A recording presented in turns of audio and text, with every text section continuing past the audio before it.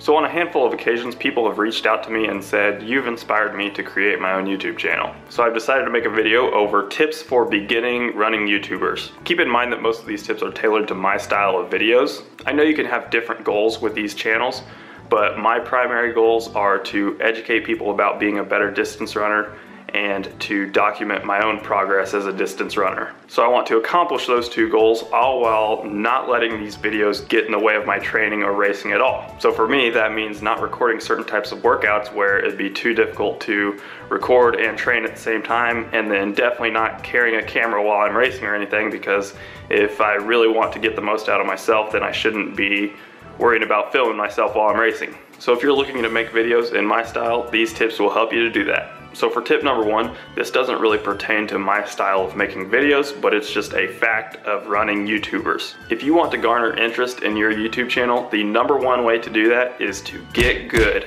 It's just natural for people to look up to runners that are a lot faster than them and learn about what they're doing. So the faster you are, the more people there will be that look up to you. So let's take Mo Farah for example now. He's one of the greatest distance runners of all time. When he started a YouTube channel, there were a lot of bad qualities about his videos, but people really didn't care because he's one of the fastest runners ever, and they want to see what he's doing. Hi guys, it's Mo here. Hope you're doing good. Just vlog in the morning, 10 to 12, the gym, can't tell you the speed yet.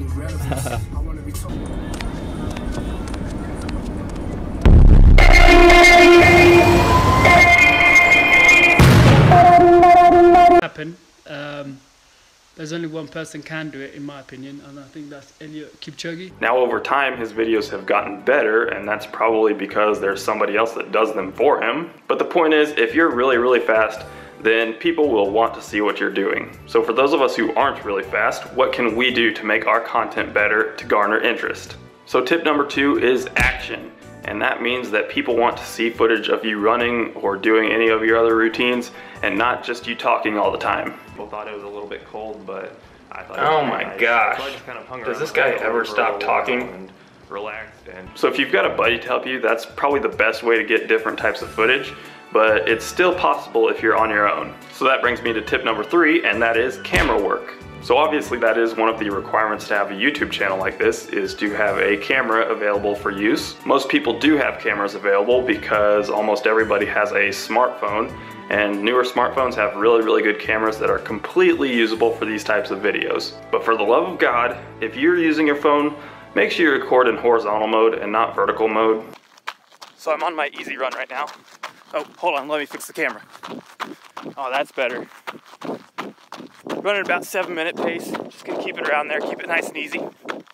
So I often use my phone to record while I'm out on a run because it's pretty convenient to carry it in one of these and you don't have to worry about holding something the entire run. But I will only use my phone while I'm out running if the effort isn't super hard and I'm able to talk easily. If I'm doing a tempo run or some hard intervals or something, I'm not gonna try to talk into the camera while I'm running because that's just gonna mess with my breathing and everything. If I'm ever doing a workout on the track or another short loop, then it's easy enough to just use my camera with a tripod and get a variety of shots on my own that way. Normally there's enough time during the rest period just to reposition your tripod and camera a little bit, get a different shot to allow for some variety in your video. Another type of workout that I filmed is doing out and back repeats, to where my camera's sitting there filming for a long time and getting barely any usable footage. For example, I can set my camera up at the start and just leave it recording, so then I get a little bit of footage of the start of the first mile and then a little bit of the finish of the second mile. So there's some running footage.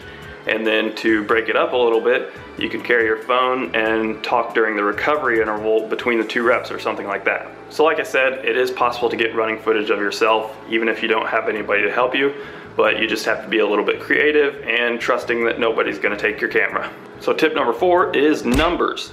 And that means that people want to see the numbers dealing with your training. So if you're doing a workout video, make sure you give people all the details of that workout. So tell them the distance of each rep, the number of reps that you're doing, the amount of rest you're taking, and the splits that you're hitting. If you're talking about training in general, make sure you let people know what kind of mileage you're hitting or how long is your long run. This one can be a little bit tricky depending on your situation. For example, if you are a college runner with a YouTube channel, most coaches don't want you sharing every little detail of their training, so just be respectful of your coach. Because I'm self-coached, this doesn't matter to me at all, and as I said at the beginning of the video, one of my goals is to educate, So I'm not hiding anything about my training from you. Tip number 5 is to make a series. This means to tell people where you're at and what you're working towards and make a series of videos that show you working towards that goal. So no matter what your goal is, there are definitely people out there that are pursuing that same goal. So if you make a video series showing your progress towards that goal and eventually achieving that goal, then people will definitely want to watch and achieve that goal for themselves by learning from you. I've made 2 different series on my channel and people seem to enjoy them both.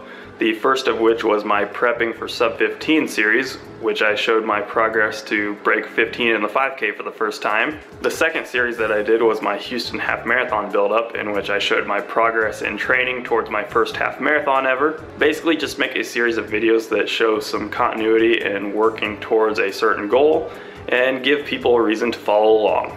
Tip number 6 is something that applies to any video ever, and that is to balance audio levels. So one of my favorite parts of making these videos is to find music that fits with the video, but make sure the music never takes precedence over your talking. It's a pretty easy thing, so if you start talking, just turn the volume of the music down so that people can hear you. Otherwise, it'll sound something like this and people will have to work really, really hard to understand you and they won't enjoy watching your videos. Another small tip can be to avoid talking outside on a windy day if possible, because that can be a nightmare to edit sometimes. Basically, just make it to where somebody can watch your video all the way through on the same volume so they can listen comfortably the entire time. Tip number 7 is structure. And that means to structure your video in a way that makes sense. So this one is pretty simple. Just think about like you're writing a paper with an introduction, a body, and a conclusion. For the introduction of a workout video, make sure you explain the goals and the purpose of that workout. For the body, show the workout and what you're actually hitting during the workout. And then for the conclusion, recap the workout, talk about if you accomplished those goals and objectives, and talk about what's next for you. Tip number 8 is an important one to fit my style videos, and it's something that I've gotten better with, and that is to avoid filler. Filler is definitely something I've been guilty of in my early videos especially, but I've learned that I just want to give people quality viewing time and I want everything in my video to have a purpose. So I personally don't like watching people tie their shoes for 15 seconds or open a door or walk down a hallway, because obviously we all know how to do that, so all it is adding time to your video without any real quality. I understand that some of that stuff can provide your video with transitions, but just make sure it's not taking up too much time. Another good way to avoid filler is to be prepared with a script, even if it's just mental. If you just talk to a camera for 20 minutes and upload that video as is without editing it, there's probably a good chance that you can cut a lot of time out of that video. You might find yourself having long pauses, or maybe stumbling over words, or repeating the same thing over and over again, so make sure you just cut all of that out if it's not necessary. I have a good example of 2 videos that are the same type of video, but one has a lot of filler and one doesn't. If you look at my first video ever on this channel, it was me attempting to run 125 miles in a week. That video was about 25 minutes long, but if I worked really hard on cutting out the filler, I bet I could make it a lot shorter, maybe 15 minutes or under. So if you look at one of my newer videos of me actually running 150 miles in a week, you'll see that there is a lot more quality content in that video in a much shorter time period. So those are my 8 tips for being a running YouTuber. So just think about what your goals for the channel are and make sure that you're doing the best that you can through your videos to accomplish those goals. If your primary goal is to entertain, then your style of videos are probably going to be a lot different than mine. So those are all things that I've found helpful through making my own videos and through watching other running YouTubers. So I hope some of you found this helpful. I know this video doesn't apply to the widest audience in the world, but hopefully you enjoyed watching it anyways, and I will catch you next time.